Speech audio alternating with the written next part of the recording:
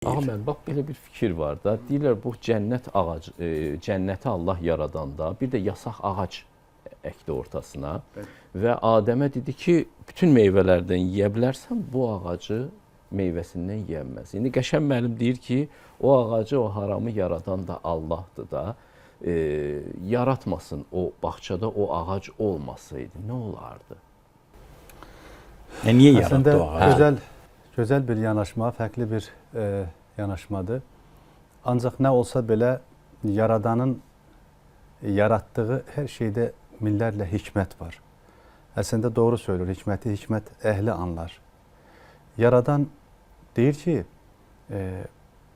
biz dünyada qırmızı xəttlər anlayışını bilirik.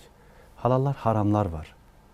O işlər ki, insanın intellektinə, o insanın təkamülünə, insanın dərinləşməsinə, insanın təfəkkürünə, tədəbbür deyir Quran-ı Kərim.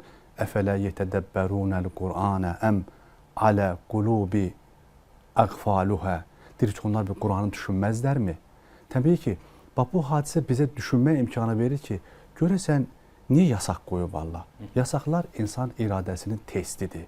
İnsanın əslində ayıq saxlamaq üçün, diri saxlamaq üçün Allah Teala insanın içində dediyiniz nəfs adında bir düşmən qoyub. Amma eyni zamanda o bir potensialdır, gücdür.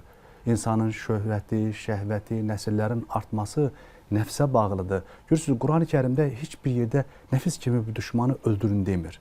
Onu deyir, tərbiyə eləyin və yaxud da təskiyə eləyin. İki kəlmə işlədir orada. Onu yönləndirin. Eyni zamanda istiqamətləndirin və təbii ki, biz o xam atdan doğru istifadə etdiyimiz zaman böyük məsafələri fəth etmiş oluruq. Bu baxımdan Quran-ı Kərim əslində Həzrəti Adəmin cənnətdə yox, bu dünyada yaşamasını istəmiş. O yasağı ona görə qoyub. Musa əleyhissalam misal aləmdə babamızdan soruşur ki, toxunmasaydın dünyada çilə çəkməzdik. Deyir, haqqımda 40 il öncə verilmiş qərarımı pozaydım. Baxın, deməli, insan oğlu yeryüzünün xəlifəsidir. Quran-ı Kərim deyir ki, biz yeryüzündə bir xəlifə yaradacağıq.